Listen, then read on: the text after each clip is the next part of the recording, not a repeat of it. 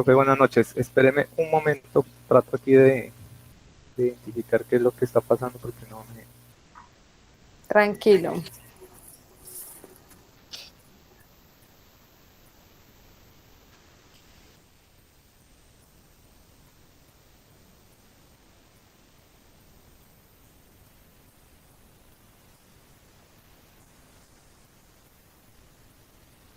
Me avisan cuando ya, por favor. Ya estás compartiendo.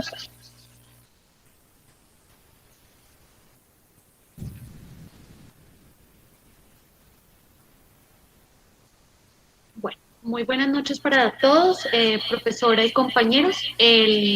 Nosotros estamos, mi compañero Javier Aguirre y quien les habla, Jamie Joana López, haciendo la presentación del caso que realizamos. Bueno, buenas noches, profesora y compañeros y compañeras. A continuación le vamos a hacer la exposición de nuestro tema.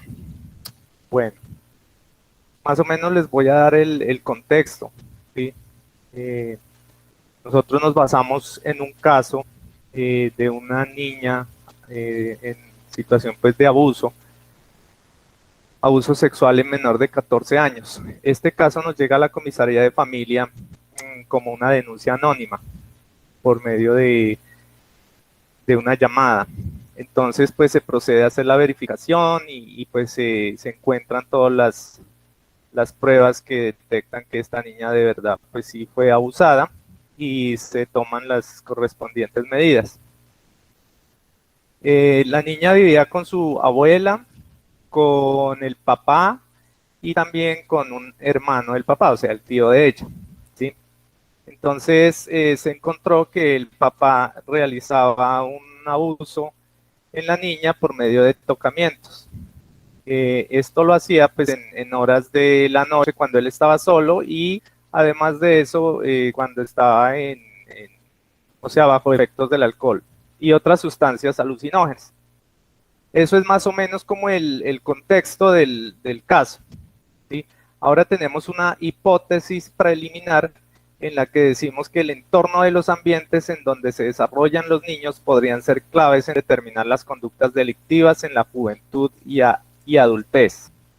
Bueno, entonces aquí podemos decir que basado en el modelo sistémico, siendo que las variables de interacciones familiares tienen una gran incidencia en las conductas de sus integrantes, sobre todo en la de los niños como futuros adultos. Esto nos explica el posible comportamiento que se presentó con el padre de familia y el abuso hacia su hija, ¿sí? Él en su niñez vivió situaciones muy contradictorias, muy difíciles, llenas de violencia intrafamiliar, llenas de consumo de sustancias psicoactivas, de muchos aspectos que esto pues fueron transformando su conducta y generaron lo que cuando él fue un adulto se convirtió en una parafilia.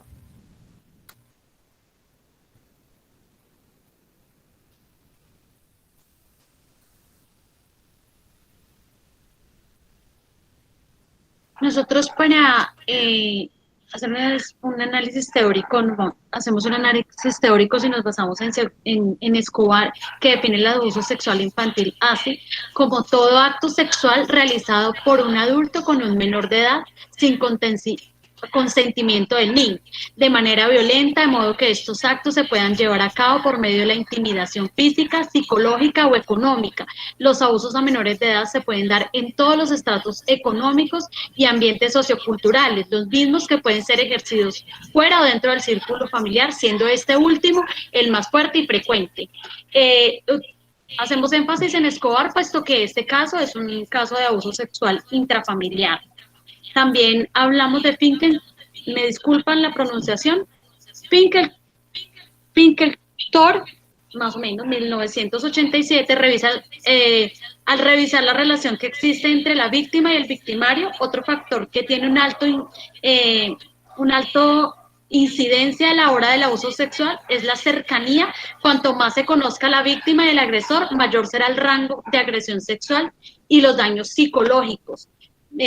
Caso que nos ocupa, puesto que la niña vivía en el mismo ambiente familiar, era del entorno del victimario. Buradi determina Bueno, que la por otra diferencia parte, que existe.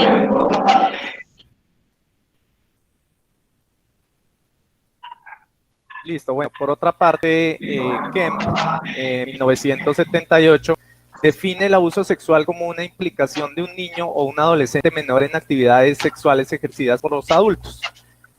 Bueno, es una variable muy común dentro de este tipo de casos, en donde el victimario aprovecha la ventaja y cohesiona a su víctima, ¿sí? Por lo general, siempre se puede evidenciar estas situaciones en estos contextos, donde el niño, pues, siempre va a ser como manejado, dominado por el adulto a causa de esa asimetría de edad. Ahora, otro de las aristas que nos dice Ken es la coerción, donde dice que el agresor utiliza la situación de poder que tiene para interactuar sexualmente con el menor. Ahora, para explicar esto, podemos entender que los niños tienen una interpretación de concepto adulto-niño, en donde los niños se sienten o visualizan a los adultos como sus, ¿cómo le podría decir? Con sus jefes, las personas que los dominan, las personas que los manejan, los orientan, ¿sí? Entonces, si un adulto le dice, hace esto, que eso está bien, muy posiblemente y casi que seguro estoy que el niño va a hacer caso, porque obviamente esa es la imagen que tiene del adulto, de orientación. Listo. Entonces, también tenemos a Bonfenbrenner, que Bonfenbrenner nos dice, la familia es el microsistema más importante porque configura la vida de una persona durante muchos años. Esto nos hace referencia a la teoría ecológica, en donde el teórico nos explica de una manera como más asertiva el conducto o la conducta, o sea, el microsistema, en este caso la familia, puede cambiar o puede afectar la conducta de un niño y también así el desarrollo, ¿sí? Entonces, esta incidencia del microsistema es la que nos hace referencia a Bonfenbrenner en muchas de sus teorías, al igual que Rodrigo y Palacios, 1998, y Papalia.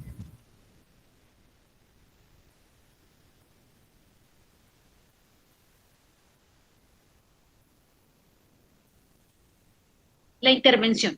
La intervención del presente caso se aborda desde el modelo sistémico, considerado indispensable realizar el análisis desde todas las ópticas familiares, teniendo en cuenta que existen varios aspectos del microsistema que fueron claves para que se presentara este delito. ¿Por qué lo hacemos bajo este enfoque? Por lo que ya decía mi compañero, porque es el microsistema clave en desarrollar muchas de las actitudes de las personas y de que dentro de esos microsistemas existan estos tipos de abusos. Por lo que consideramos necesario tener en cuenta el ambiente familiar en el que se estaba desarrollando la víctima, como en el que se desarrolló el victimario. Ambientes en que pudieron llegar a ser determinantes de que un niño, niña, adolescente puedan llegar a ser víctima de abuso o llegar a convertirse en un victimario.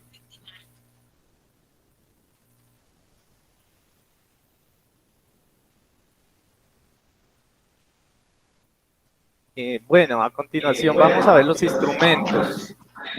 En esta parte vale la pena aclarar que por motivo que nosotros no tuvimos una paciente como tal a la cual podamos aplicarle el instrumento, nosotros hicimos o utilizamos este otro instrumento que es un análisis documental, ¿sí? Por medio de fichas metodológicas.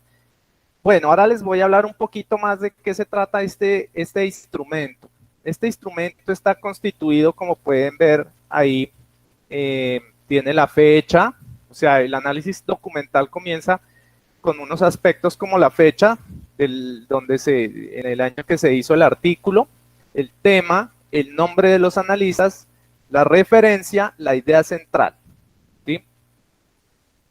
Entonces, en este caso, nosotros les voy a comentar de pronto unos dos textos, unos dos artículos que nosotros encontramos muy interesantes y que nos pueden ayudar a entender un poco más la forma de pensar sí, la forma de pensar o de entender este trastorno de algunos teóricos, por medio de algunos teóricos.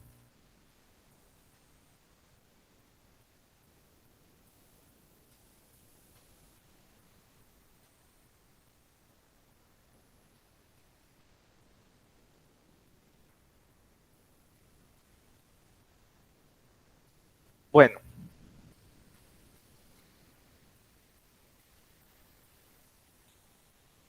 uno de estos teóricos nos dicen que se generan consecuencias negativas cuando se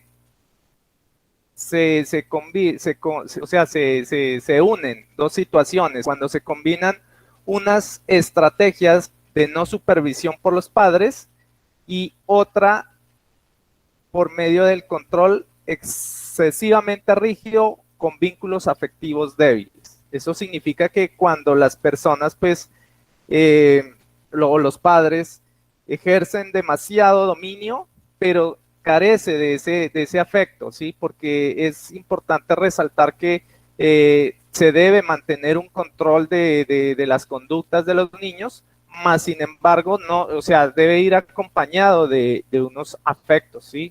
Del afecto, del estímulo, para que ese niño pueda comprender y asimilar todas las orientaciones que se le está dando.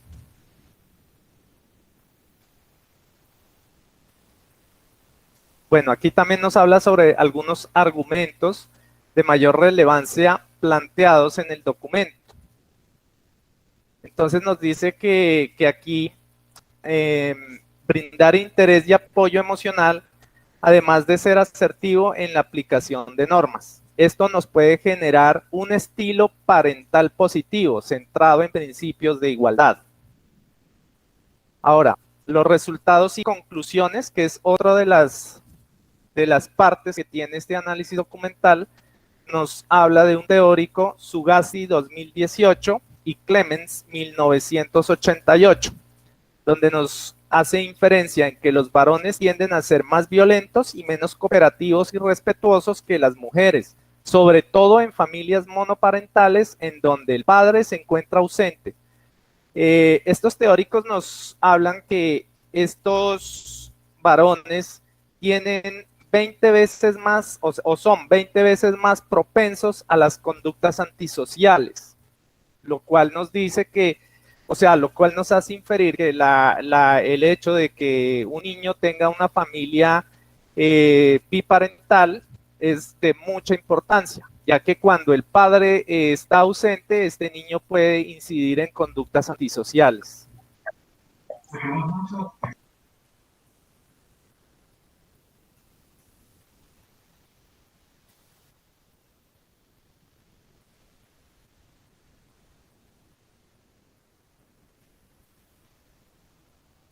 Resultados. Como lo decía mi compañera, nosotros no tuvimos paciente, entonces para los resultados hicimos una perfilación. Entonces, según la clasificación de Howell en 1981, clasifica a los abusadores primarios o secundarios situacionales, siendo este último el caso que nos ocupa. Los abusadores secundarios o situacionales se caracterizan por su conducta, porque por su conducta viene inducida por una situación de soledad o estrés. Caso que pasaba en este, pues la madre los abandonó y le dejó la niña al papá. El patrón de intimidad se ha definido por conductas como muestras de afecto, promesas de regalos, besos, actividades de sensibilización, aproximación gradual, el sexo con el menor. Entonces, él tuvo la posibilidad de hacer una aproximación a la niña, puesto que ella vivía con él sin el acompañamiento, el resguardo y el amparo de la mamá.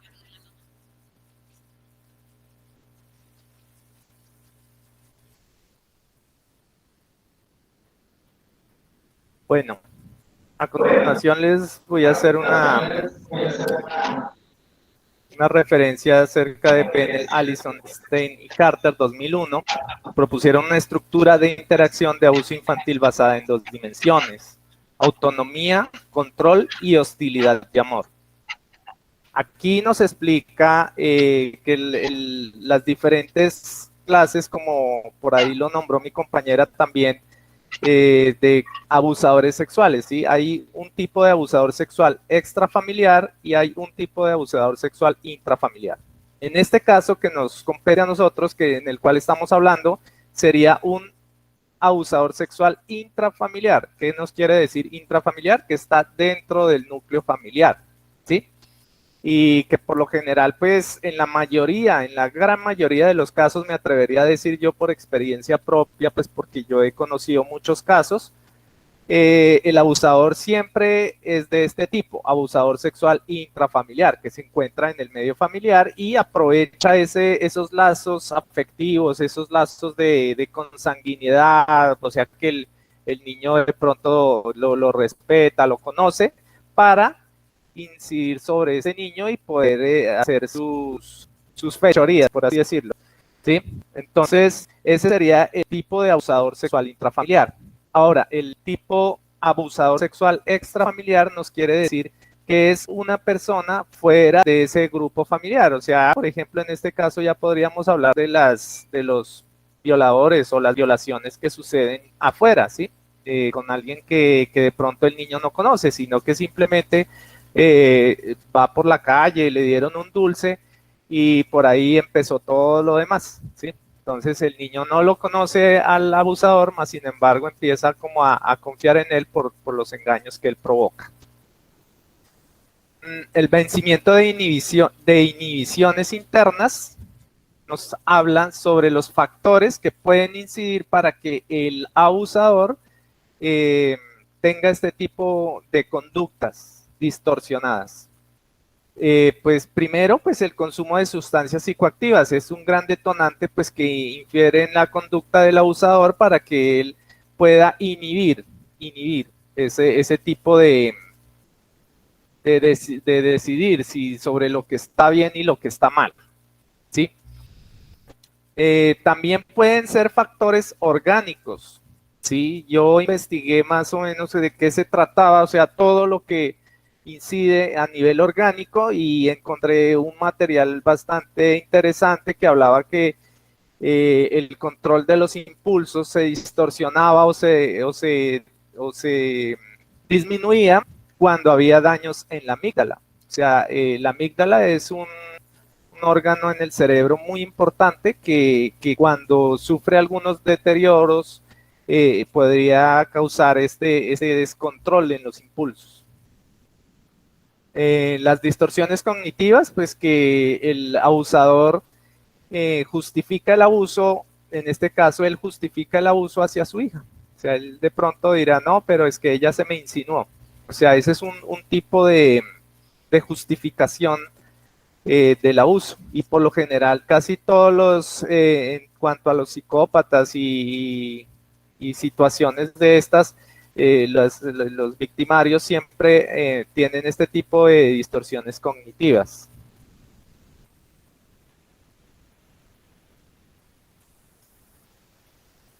Conclusiones. Se logra determinar cada uno de los aspectos relevantes en la formación de un pedófilo a causa de aspectos exógenos, tales como el medio en el que lo rodea y otros elementos que lo refuerzan, como el consumo de alcohol y otras sustancias psicoactivas.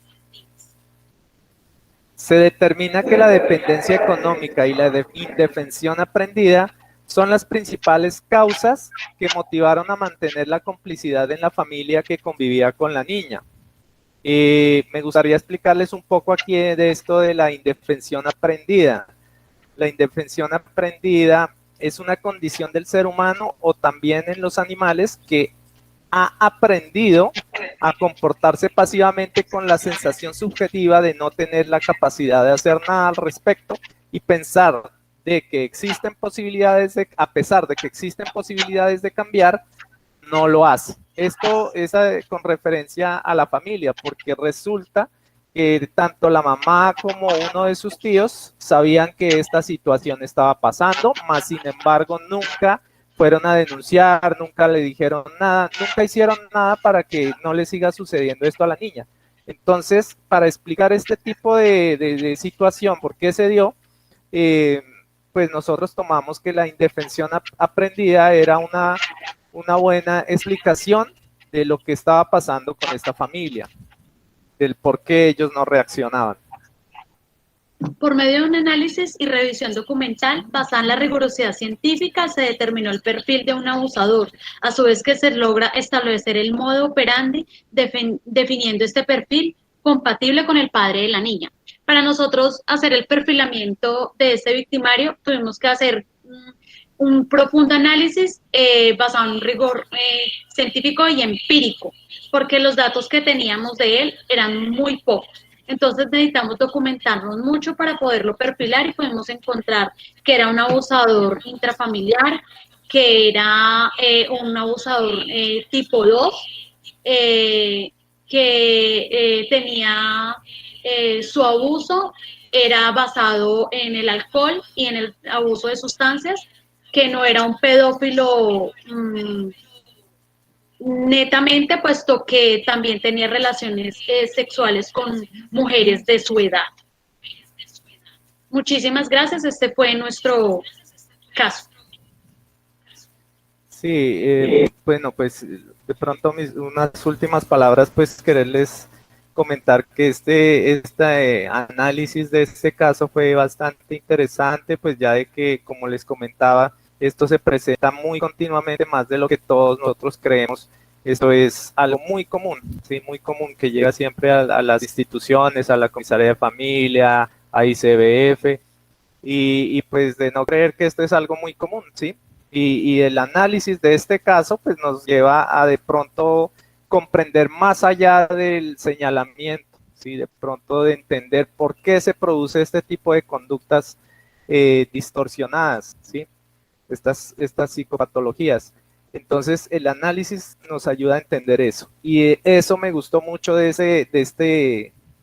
esta materia, pues el poder entender y estudiar esto de una manera sistemática. Eso fue uno yo diría, de los grandes logros y aportes a nuestra profesión, para a futuro nosotros poder llegar a trabajar en diferentes instituciones y poder llegar a hacer un correcto estudio de caso. Gracias, profe y compañeros y compañeras. Bueno, muchísimas gracias. La verdad, como ellos lo mencionaron, todos los trabajos fueron muy interesantes porque pues todos manejaban una perspectiva diferente, pero tenía como mayor obstáculo que no había un caso formal, sino que había que sacarlo del caso como tal, ¿no? Entonces, pues eso lo hacía como más a tipo reto para los estudiantes, pero también la parte en la que se hace como el perfil y el tener que indagar y buscar y documentar tanto todo respecto al abusador, fue bastante interesante como hacer el seguimiento y el acompañamiento porque pues aprenden muchas cosas que uno no conoce, ¿no? Que no, en lo que uno no profundiza, sino que como decía Javier, si no estoy mal, a veces simplemente lanzamos juicios de que es un abusador y lo dejamos ahí y pues no vemos como el trasfondo que tiene todo el asunto como tal. No sé si alguien tenga alguna pregunta. Ya. Recógelo. ¿Nadie tiene preguntas? Entonces, muy bien, muchísimas gracias para todos. Realmente fue muy, pues la retroalimentación estuvo muy positiva en el hecho de que todos sus compañeros conocieran como los detalles del ejercicio práctico que realizaron. No sé si tengan algún comentario, alguna inquietud respecto a la sesión del domingo.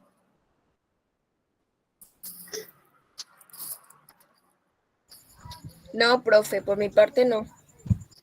Listo, entonces yo me tomé la molestia de revisar la asistencia con relación a los que participaron en las exposiciones y a los que estaban en el chat y solamente me parece ausente una persona. ¿Listo? Sí, profe, listo. Bueno, Listo, chicos, profe, gracias.